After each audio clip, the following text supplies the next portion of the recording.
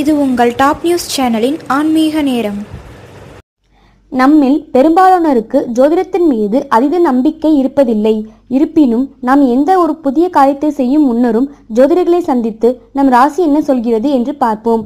ஜோதிடத்தில் நம்பிக்கை இல்லாவிட்டாலும் நம் ராசிக்குரிய இன்றைய பலன் என்னதான் உள்ளது என்பதை காண்போம். அதிர்ஷ்ட ராசிகள்.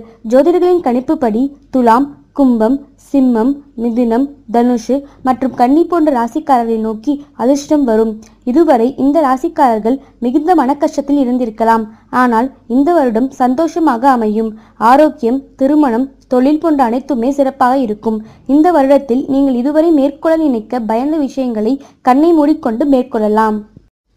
துர்தஷ்ட ராசிகள். விருச்சிகம், ரிஷபம், மீனம், கடகம், மகரம் மற்றும் மேஷம் போன்ற ராசிக்காரர்களுக்கு இந்த வருடம் சற்று மோசமாகத்தான் இருக்கும். அதற்காக நம்பிக்கை இழந்து விடாதீர்கள். மேலும் இந்த வருடத்தில் எந்த ஒரு புதிய விஷயத்திலும் ஈடுபடவும் நினைக்காதீர்கள். வாய்ப்புகளை இழப்பீர்கள் மற்றும் உடல்நல உபாதைகளால் கஷ்டப்படுவீர்கள். முக்கியமாக இந்த வருடம் எந்த ஒரு செயலில் ஈடுபடும் போது அளவுக்கு அதிகமான கவனத்துடன் இருக்க வேண்டும். கீழே வேறு சில சுவாரஸ்யமான மற்றும் அனைவரது மனதிலும் இருக்கும் சில கேள்விக்கான ஜோதிடர்களின் பதில்கள் இதோ. யாருக்கு லாபகரமாக இருக்க வாய்ப்புள்ளது? 1993, 1981, 1969, 2001, 1988, 1976, 1964, 1994, 1982 மற்றும் 1970 போன்ற வருடங்களில் பிறந்தவர்களுக்கு 2017ஆம் ஆண்டு அதிர்ஷ்டமானது. உடல் நலத்தில் யார் அதிகம் அக்கறை காட்ட வேண்டும்?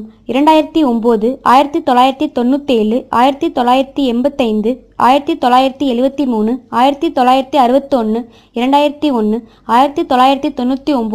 1975, 1963, 2016,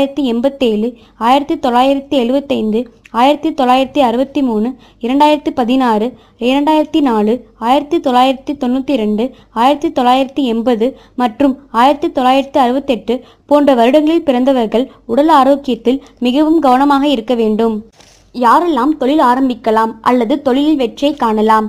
1990, 1978, 1966, 1994, 1982, 1970, 1998, 1986, 1974 மற்றும் 1962 போன்ற வருடங்களில் பிறந்தவர்கள் இவ்வருடத்தில் சொந்தமாக தொழில் ஆரம்பிக்கலாம்.